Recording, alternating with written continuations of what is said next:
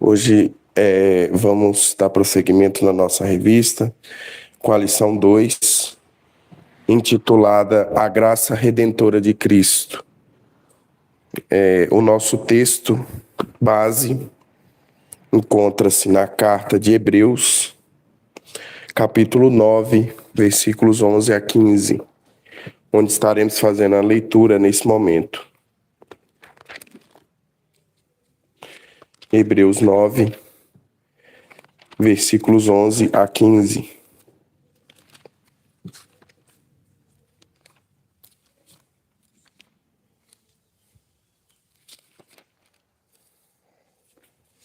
Diz assim a palavra do Senhor. Quando, porém, veio Cristo como sumo sacerdote dos bens já realizados, mediante o maior e mais perfeito tabernáculo, não feito por mãos, quer dizer, não desta criação, não por meio de sangue, de bodes e de bezerros, mas pelo seu próprio sangue entrou no Santo dos Santos, uma vez por todas, tendo obtido eterna redenção. Portanto, se o sangue de bodes e de touros e as cinzas de uma novilha, aspergidos sobre os contaminados, os santificam quanto à purificação da carne, muito mais o sangue de Cristo, que pelo Espírito Eterno a si mesmo se ofereceu sem mácula a Deus, purificará a nossa consciência de obras mortas, para servirmos ao Deus vivo. Por isso mesmo, ele é o mediador da nova aliança, a fim de que, intervindo a morte para a remissão das transgressões que havia sobre a primeira aliança, recebam a promessa da eterna herança aqueles que têm sido chamados.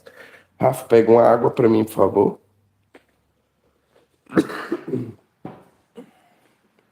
Então, vamos dar início à nossa aula. Como eu falei anteriormente, o título é A Graça Redentora de Cristo, cujo texto base acabamos de ler, Hebreus 9, 11 a 15. A redenção é o ato de... falando um pouco do texto base, né? A redenção é o ato de comprar de volta, de pagar um alto preço para resgatar alguém que estava cativo. No contexto bíblico, significa a libertação da humanidade da escravidão do pecado, através do preço pago por Jesus Cristo em sua morte e ressurreição. É interessante que no texto base, Hebreus, né, ele fala assim, basicamente, se o sangue de um cordeiro, né, que vocês matavam, imolava, é capaz de perdoar pecados, o que dirá do sangue de Cristo, o sangue do Salvador, né? Então, eles queriam colocar na cabeça dos judeus exatamente esse ponto, que se o sangue de Cristo, o sangue de cordeiro, era suficiente, né, naquela época para perdoar pecados, o que dirá o sangue do Criador, né, o sangue de Jesus Cristo. E aí eu trouxe um exemplo prático. Imagina estar preso a uma dívida impagável no banco, acumulando juros diários, até que alguém decide, por puro amor, quitar todo o seu saldo. O alívio que sentimos no mundo físico é apenas uma pálida sombra do que significa ser redimido espiritualmente. Interessante esse exemplo. Só abrir essa água aqui, porque eu tô ruim da voz.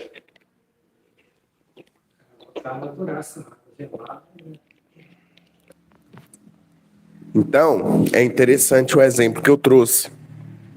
Imagina que você tenha uma dívida impagável no banco e o banco está te cobrando, falando, olha, se você não pagar, a gente vai ter que ver o que faz, a gente vai empenhorar seus bens, né, e ver o que fechar o seu dinheiro. Se você tiver poupança, a gente vai pegar a sua poupança, tudo para quitar essa dívida. E alguém muito rico chega lá e fala, não precisa fazer nada disso, eu vou e quito a dívida sua.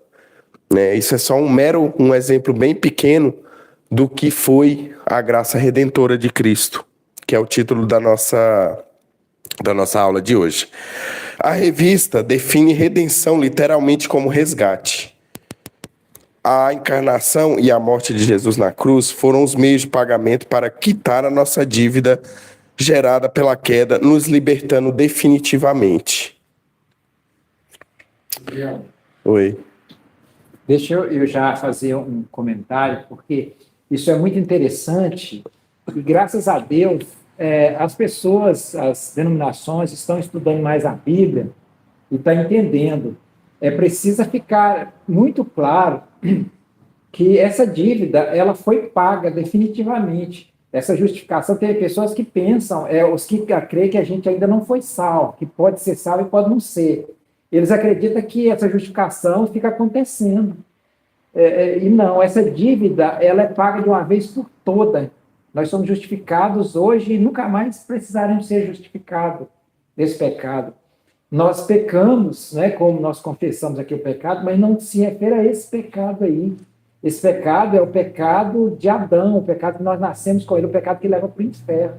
Então, quando você tem essa dívida paga, esse alívio que você está falando, é porque nós somos livres do inferno. Não tem mais inferno para aquela pessoa que foi salva.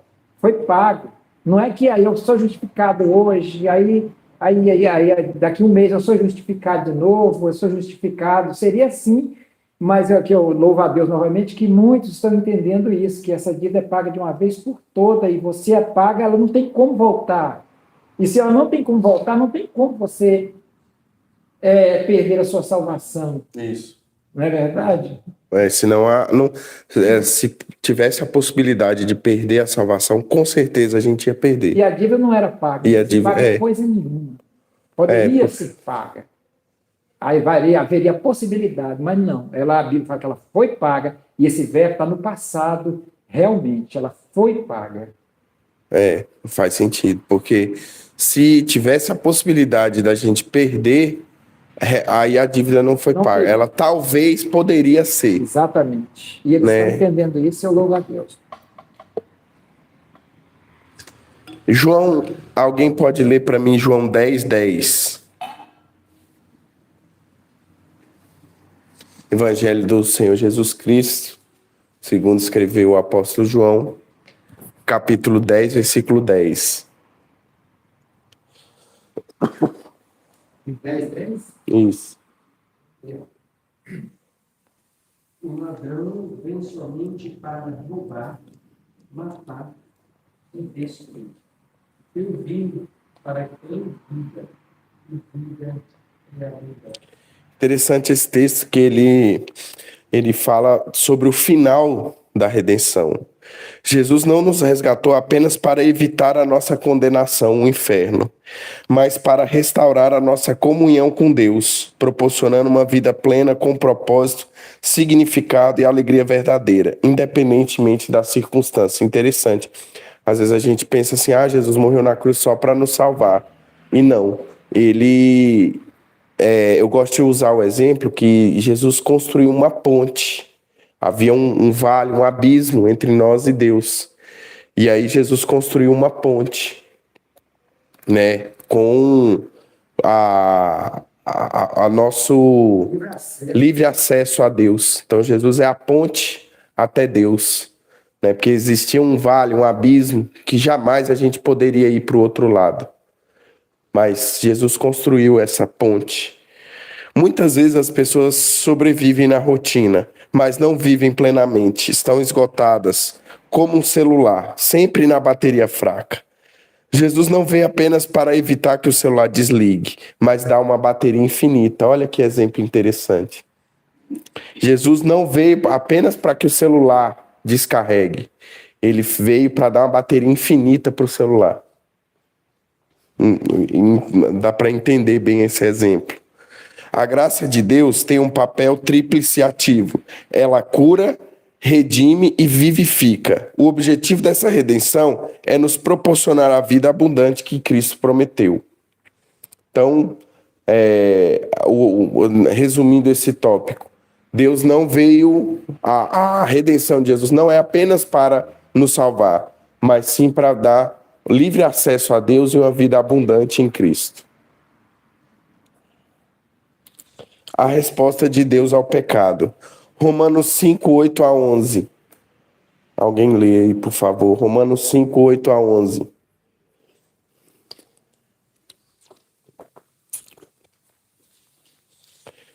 Mas Deus prova o seu próprio amor para conosco pelo fato de ter Cristo morrendo por nós, sendo nós ainda pecadores.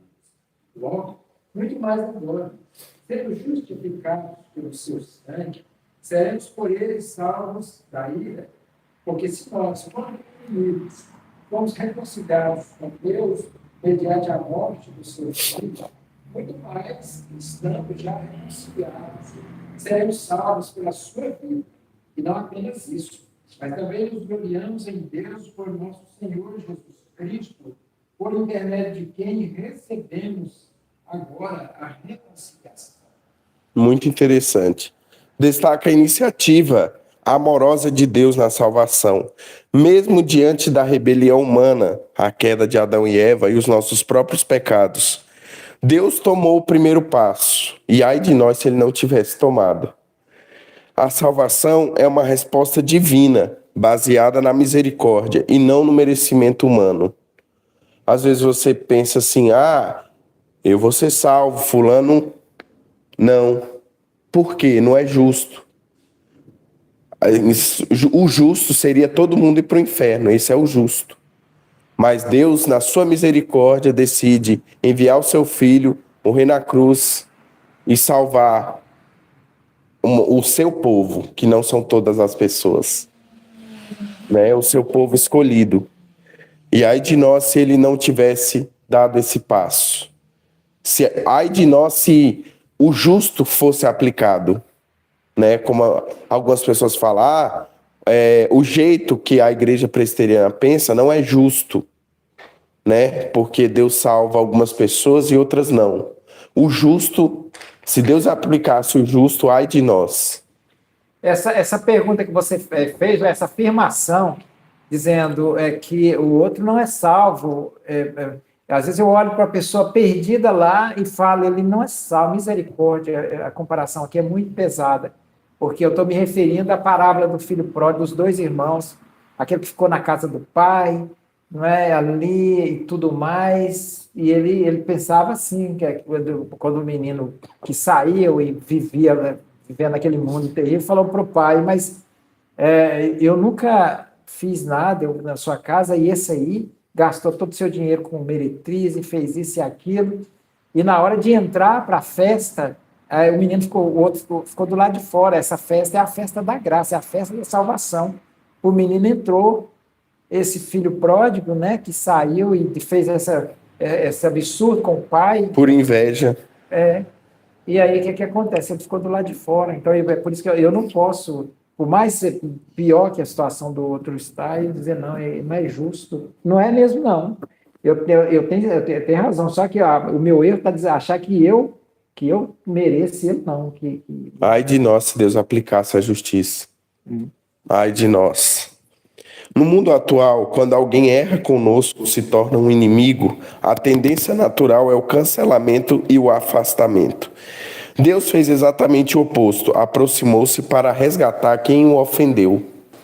Interessante esse exemplo. Quando alguém erra com a gente, se torna nosso inimigo, o natural é a gente se afastar daquela pessoa, né? E Deus não. A gente erra com ele e mesmo assim ele se aproxima de nós, fazendo o que fez, né? Tendo misericórdia e enviando o seu filho para ficarmos mais próximos dele. Mesmo a gente errando, mesmo a gente pecando. Interessante esse tópico. O texto lembra que a humanidade estava condenada, porém, por sua infinita misericórdia, Deus provou seu amor ao enviar seu filho para morrer por nós, enquanto ainda éramos pecadores e inimigos. Mesmo a gente sendo pecador, mesmo assim, a gente sendo inimigo de Deus, ele mesmo assim manda o seu filho, pela sua infinita misericórdia, para nos salvar. Cristo, nosso Redentor e Mediador. Hebreus 9, 15 a 16. Que é o que prossegue ao texto base. O nosso texto base é de 9, 11 a 15. E o que a gente vai ler agora é o versículo 15 e 16. Por isso mesmo, ele é o mediador da nova aliança, a fim que, intervindo a morte para a remissão das transgressões que havia sobre a primeira aliança, receberam a promessa eterna da eterna herança, aqueles que têm sido chamados, porque onde há testemunho é necessário que se intervinha a morte do testador. Esse texto ele foca na pessoa de Cristo como a ponte necessária entre um Deus santo e a humanidade pecadora. Exatamente o que eu falei. Existia um vale inviável de nós passarmos para o outro lado, que é onde estava Deus. E aí Jesus foi essa ponte, essa mediação entre nós e Deus, onde era impossível nós irmos até Deus, Deus faz essa ponte. E aí a gente tem livre acesso a Deus agora. Para que a redenção fosse válida, era necessário que alguém que fosse totalmente Deus, para suportar a ira divina, e totalmente homem, para representar a humanidade. Então, a redenção só era possível com alguém que fosse totalmente Deus, para suportar a ira de Deus, e totalmente homem.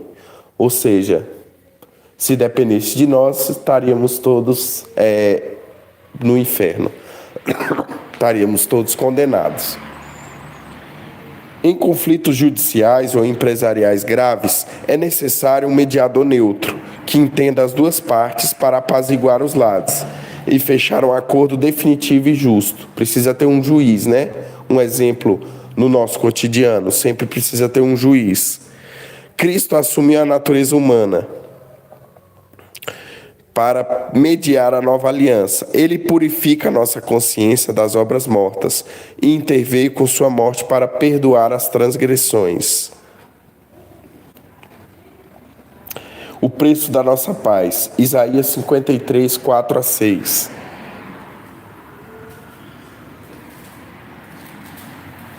Vamos ver um pouco sobre expiação substitutiva nesse texto aí. Isaías 53, 4 a 6.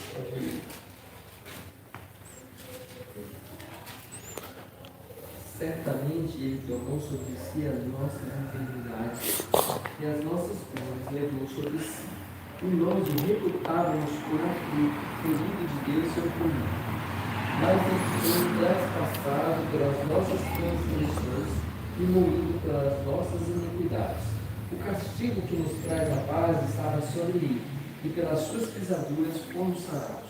Todos nós andávamos desgarrados como ovelhas, cada um se desviava pelo caminho, mas o Senhor fez cair sobre ele a iniquidade de nós todos. O sofrimento e a morte de Jesus não foram acidentes. Uma vez eu ouvi uma pessoa falando assim: Deus tinha que começar o seu ministério realmente com 30 anos. Porque se ele começasse antes, o pessoal ia querer matar ele antes da hora. Não foi um acidente a morte dele. Já tinha determinado dia, hora, segundo, minuto, o tempo, tudo determinado. Né? Ninguém ia conseguir fazer com que esse sacrifício seja antes ou depois. Não foi um acidente. Jesus não é um Marte. É importante deixar isso claro. Jesus não foi um Marte. A morte de Jesus não foi para ser sacramentada como um Marte. A morte de Jesus foi para a redenção e remissão dos pecados. Inclusive, várias vezes já tentaram matar Jesus, né? Ao longo do seu ministério, ele escapava, né? Saía. Porque não era a hora. Já estava decretado segundo minuto. Aí, na hora ele se entregou, ele se entregou. Exatamente. Era só ele fazer o que ele vinha feito, né? Exatamente. Quando alguém comete um crime, a justiça exige que a pena seja cumprida. Um juiz justo não pode simplesmente ignorar o crime. Alguém tem que pagar pelos danos para que a justiça seja feita. A revista enfatiza que Jesus tomou sobre si as nossas dores, foi ferido, moído e castigado em nosso lugar. E é o que o texto que o Rafael leu em Isaías também fala. A iniquidade que nos desviava como ovelhas perdidas caiu toda sobre ele para que tivéssemos paz. Então Jesus caiu todos os pecados sobre ele, para que esse sacrifício nos trouxesse paz. Tratando a causa, não apenas os sintomas. Mateus 8, 16 a 17.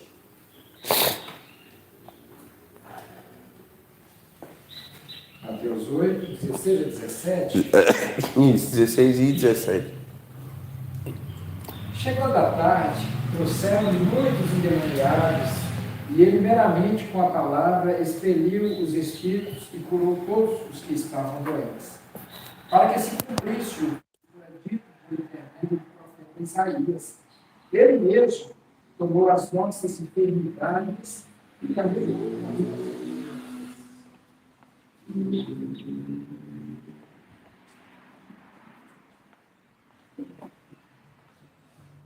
Mateus 8, 16 a 17, né? Demonstra como os milagres físicos de Jesus apontam para uma cura espiritual muito maior. Então, toda vez que Jesus curava, ele não curava só a carne, a doença da pessoa, doença carnal. Ele também curava o espírito da pessoa, né? Vai, não peques mais, né? Quantas vezes Jesus falou, vai, não peques mais, né? Deus esteja convosco. Então Deus curava a pessoa, a doença, mas ele também curava o espiritual da pessoa. É interessante que Deus não se preocupava só com o material, a carne, né? Deus curava o leproso, quando aquele episódio que Jesus curou os leprosos, né? E só um retornou.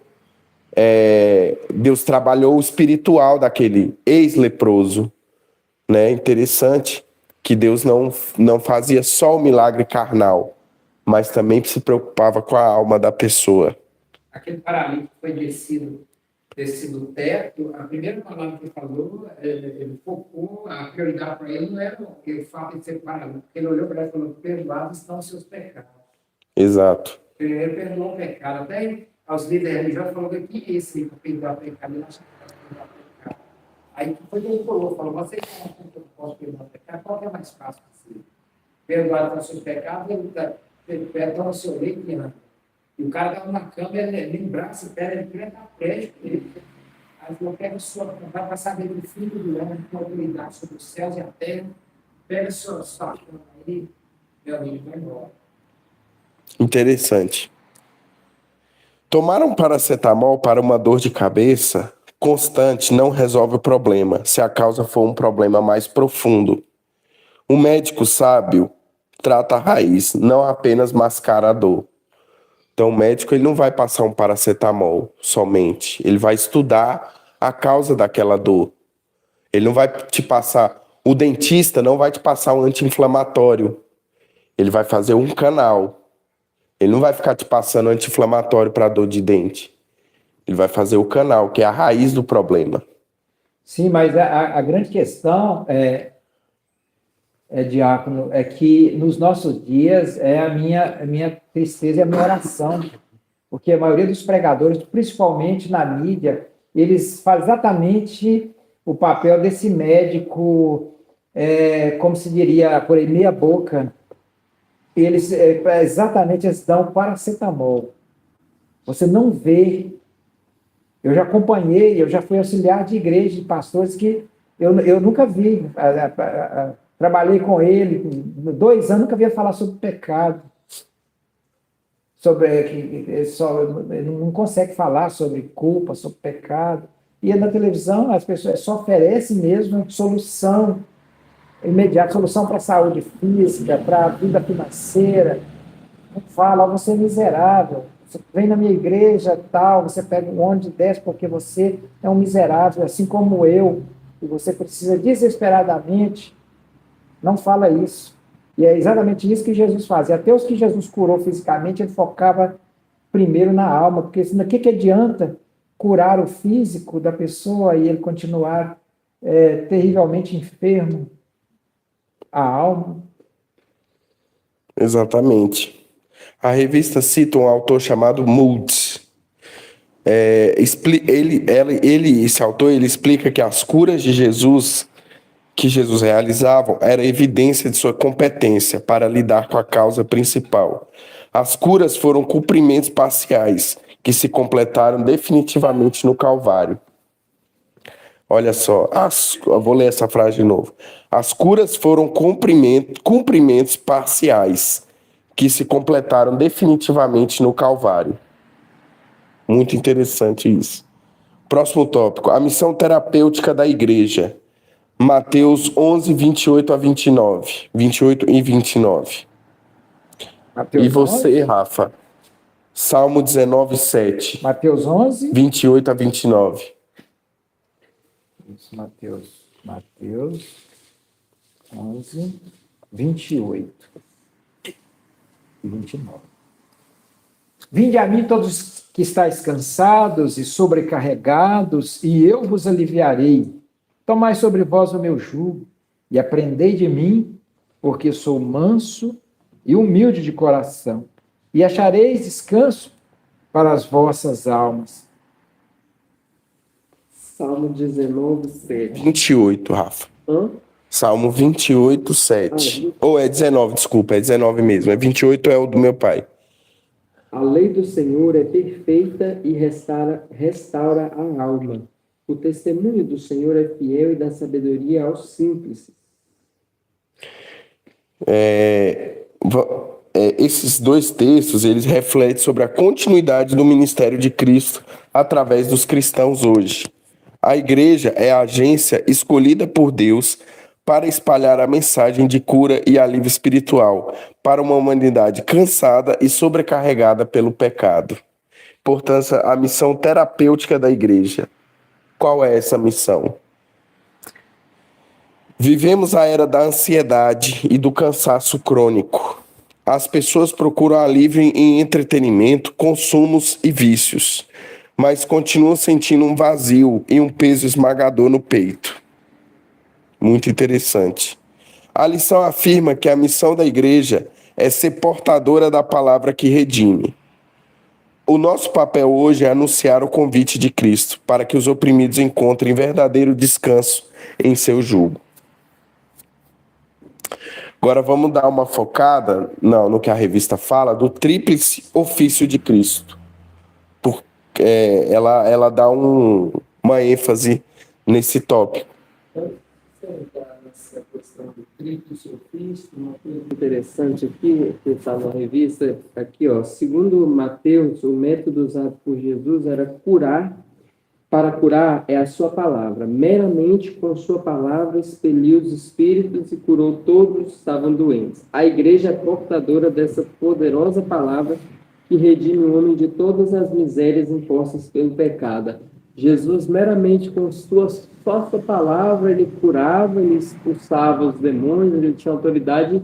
E é interessante que hoje a igreja tem essa palavra, é a palavra de Deus.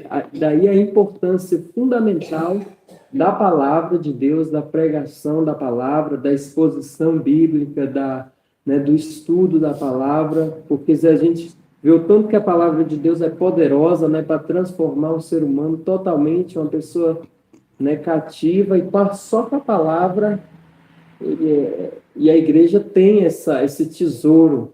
E muitas vezes a gente não tem consciência desse tesouro grandioso que existe entre nós.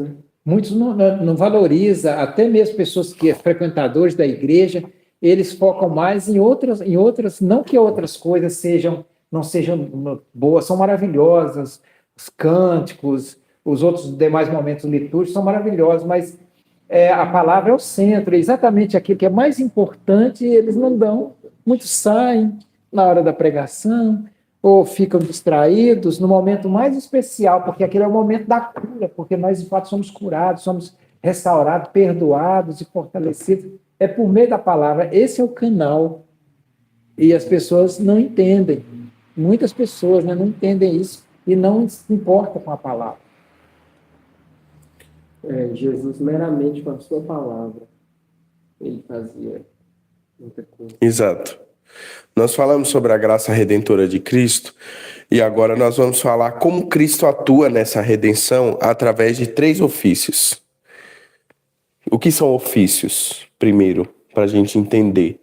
Ofícios são cargos ou funções ungidos no Antigo Testamento, unificados de forma perfeita em uma só pessoa. Quem é essa pessoa e quem são os ofícios? Em uma grande corporação, há papéis distintos que garantem o funcionamento. O porta-voz, que comunica a visão, profeta, o advogado, que defende legalmente a empresa, o sacerdote, e o presidente, que governa e decide, o rei. Jesus tem esses 3 ofícios. A lição introduz citando o breve catecismo de Westminster, quando ela vai falar desse tópico. Que a redenção repousa sobre essas 3 funções, profeta, sacerdote e rei, tanto no estado de humilhação quanto no de exaltação de Cristo. Primeiro ofício, o ofício profético. João, carta de Jesus Cristo, segundo escreveu o apóstolo João, capítulo 1, versículo 1. João 1. Vamos ver o primeiro ofício, que é o profético. João 1 mesmo, no princípio era o verbo? João 1, é esse mesmo. No princípio era o verbo estava com Deus e o verbo era Deus. Esse primeiro ofício detalha a função de Cristo como profeta. No Antigo Testamento, os profetas falavam da parte de Deus ao povo. Jesus, porém, não apenas entregou a mensagem, mas ele próprio é a revelação máxima, a palavra. No texto, João citado o verbo encarnado de Deus. Então, nesse tópico aí, a gente está vendo o primeiro ofício, que é o profeta, né? Que é Jesus é o verbo encarnado de Deus. Em tempos de fake news e incertezas, as pessoas buscam desesperadamente uma fonte de verdade e autoridade absoluta, em que possa confiar de olhos fechados. Como profeta por excelência, Jesus revela-nos a vontade de Deus para a nossa salvação, sendo o foco das profecias do Antigo Testamento. Interessante como Deus cumpre com eficiência todas as profecias do Antigo Testamento. Profecias de Isaías, alguns salmos que são messiânicos, né? Interessante como Deus cumpre perfeitamente todas as profecias, desde o dia do seu nascimento até a crucificação, ele cumpre exatamente o que falavam os profetas no Antigo Testamento. O segundo ofício de Jesus é o ofício de sacerdote. Hebreus 9-11 e outra pessoa, Hebreus 7, 26 a 28. Uma pessoa lê Hebreus 9, versículo 11, e outra pessoa também em Hebreus 7, 26 a 28. Quando, porém, veio Cristo como sumo sacerdote dos bens já realizados, mediante o maior e mais perfeito tabernáculo, não feito por mãos, quer dizer, não desta criação. 26 a quanto? 26 a 28. 26, 27 e 28. Com efeito, nos convinha um sumo sacerdote como este, santo, culpado, sem mácula, separado dos pecadores e feito mais alto do que os céus. E não tem necessidade, como os sumos sacerdotes, de oferecer todos os dias sacrifício, primeiro pelos seus próprios pecados, depois pelos do povo, porque fez isso uma vez por toda, quando a si mesmo se ofereceu.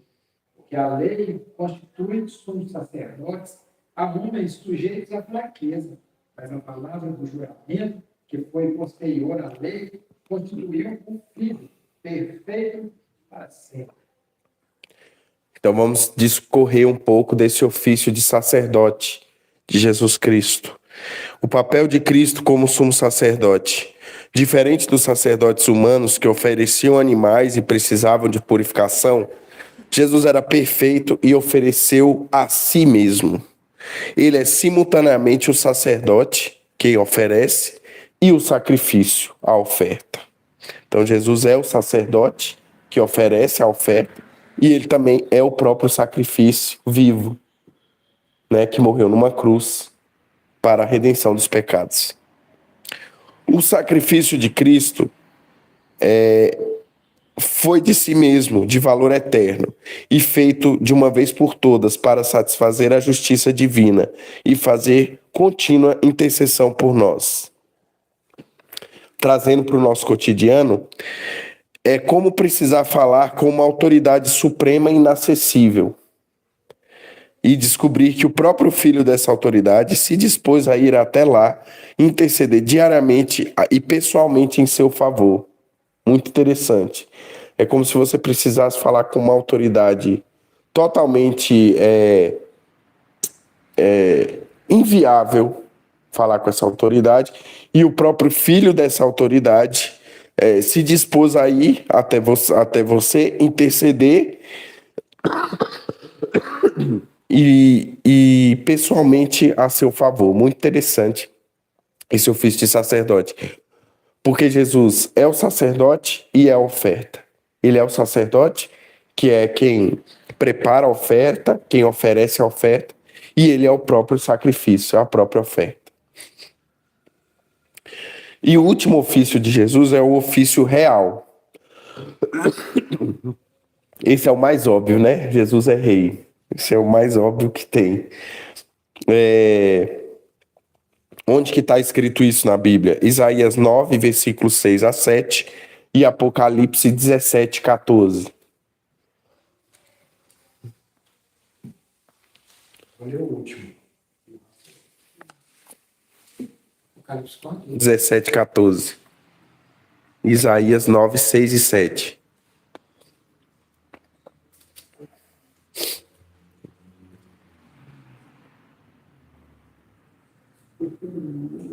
Deus está certo, e o Filho se mostrou. O governo está sobre os seus olhos. O seu nome será maravilhoso conselheiro. Deus forte, Pai da eternidade, príncipe da paz. Parcialmente o seu governo. Venha paz sem fim sobre o trono de Davi e sobre o seu reino, para o estabelecer e confirmar mediante o juízo e a justiça, desde agora e para sempre. O zelo do Senhor dos Exércitos fará isso. Pelejarão eles contra o Cordeiro, e o Cordeiro os vencerá, pois é o Senhor dos senhores e o Rei dos reis. Vencerão também os chamados, eleitos ou escolhidos, e fiéis que se acham com ele. Apocalipse 17, 14. Esses textos abordam a autoridade e o domínio soberano de Jesus Cristo. A redenção não apenas nos salva do pecado, mas nos transfere de reino. Cristo agora governa o coração dos redimidos e garante a vitória final sobre todos os inimigos espirituais.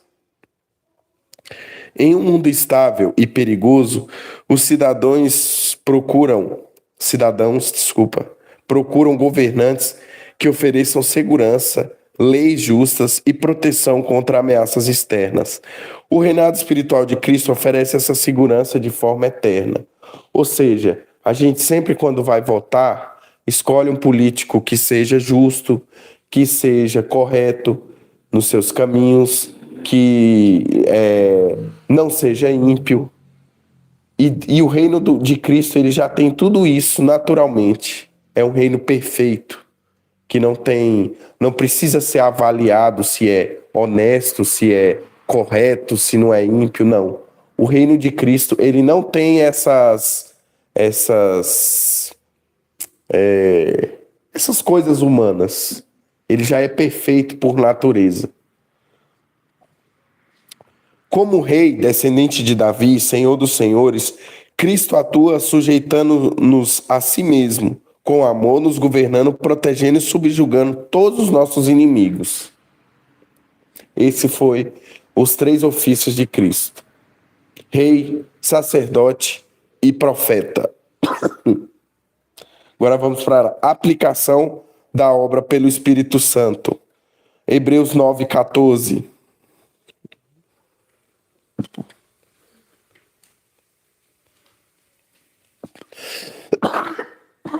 Muito mais o sangue de Cristo que pelo Espírito eterno, a si mesmo se ofereceu sem nada a Deus, purificará a nossa consciência de obras novas, para servirmos ao Deus vivo. É interessante, como a Bíblia também esclarece a divisão do trabalho da Trindade. Enquanto o Pai planeja a redenção, o Filho executou na cruz e o Espírito Santo que pega essa salvação objetiva e torna uma realidade subjetiva e transformadora dentro do coração do crente. Então, divide aí bem o trabalho da Trindade. Muito interessante. Trazendo para o cotidiano um programa poderoso de proteção de dados, como um antivírus caríssimo, não serve para nada se não for instalado e ativado no seu computador. A salvação precisa ser instalada em nós pelo Espírito Santo. Então, se você tem um antivírus caro que protege o seu computador de todas as ameaças, se você não instalar, programar ele não vai ter valor nenhum. Então a gente precisa instalar o Espírito Santo nas nossas vidas. A redenção é aplicada ao crente única e exclusivamente pelo Espírito Santo, que purifica nossa consciência para servirmos ao Deus vivo. Sem a ação dele, a obra não se concretiza. Então sempre precisamos da ação do Espírito Santo para a concretização da obra. E o último tópico, a ausência do mérito humano. Não vou usar texto base, eu vou usar como base as perguntas 29 e 30 do breve catecismo para falar sobre a ausência de mérito humano. Esse tópico reforça o princípio vital da graça. A salvação não é uma recompensa por bom comportamento humano, como muitas pessoas acham, né? Tem um filme, eu não vou falar qual é o filme, mas vocês vão saber qual é, que mostra um filme muito conhecido dos anos 2000, que mostra o julgamento, né? E aí aparece Jesus nesse julgamento, e aí Jesus tem o diabo, né, ali como acusador, e tem Jesus, né? E aí o diabo fala assim: mas você foi uma pessoa ruim, você enganou muita gente, você roubou, você matou. Aí Jesus fala assim: a coisa tá feia pro seu lado, né? Não vai ser difícil te salvar. O ator que faz Jesus, né? Vai ser difícil te salvar. Você fez coisas muito feias na sua vida. E aí o diabo fica todo feliz, fala: esse eu vou levar. Aí vai lá. Ou seja, a graça, a salvação, né, não é por mérito humano. Não é aquele rapaz que foi bonzinho e esse que foi malzinho. O malzinho vai para o inferno e o bonzinho vai para o céu. A salvação não é por obras, né? Como eu vi no julgamento nesse filme aí, muito conhecido. Vocês já devem saber qual que é. Mas e aí no filme aí a outra pessoa fala assim: não, mas esse aqui ajudou os pobres, esse aqui foi bom para as pessoas, esse aqui não fazia coisa ruim, esse está salvo. Esse aqui, teve um que ele falou assim: esse aqui foi vítima da sociedade, esse aqui está salvo. Entendeu? Então, muito, muito fora da... Eles judiaram muito dele. Ele matou não sei quantas pessoas e tal, mas ele foi vítima da sociedade. Então, ele está salvo. Um contexto totalmente errado, né, do que é a salvação. E para piorar a situação, ele arrumou outra pessoa para salvar ele. Para ajudar a salvar, não tem para salvar. outra pessoa que não era Cristo. Não vale a pena falar quem é, né? Mas tudo bem. Aconteceu isso, sabe? Uma outra pessoa passava rápido. Vivemos na cultura da meritocracia. Se você estudar e trabalhar muito duro, terá recompensas. Na economia divina da salvação, essa lógica é inexistente. Ganhamos aquilo que não merecíamos. Se você acha que você é salvo porque você foi bom, fez boas obras, ajudou os pobres, por isso você é salvo, você está muito enganado. Ninguém merece a salvação. Por mais atos bons que essa pessoa fez, todos mereciam o inferno. Se a salvação fosse por meritocracia, todos estariam no inferno, independente de boas obras ou más obras. A revista é taxativa. A obra é inteiramente divina. Não temos mérito. O Espírito nos aplica essa obra, operando a fé e unindo-nos a Cristo, no que o catecismo chama de vocação eficaz. Vocação eficaz.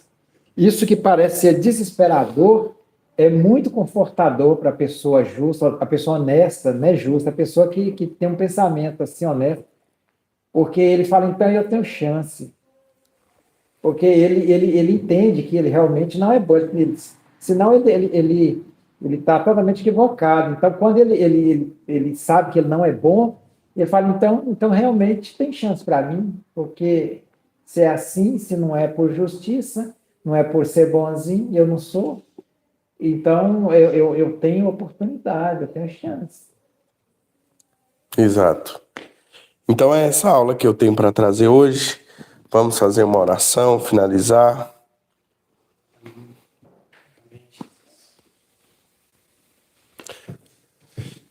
Espera aí.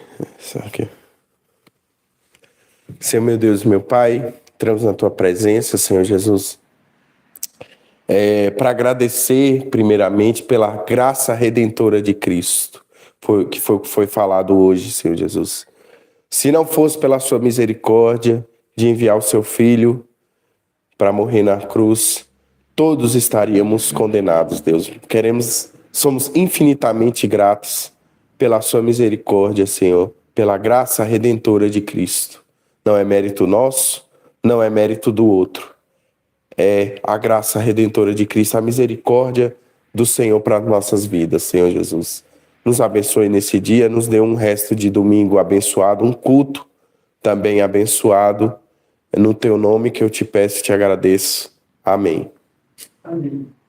Amém.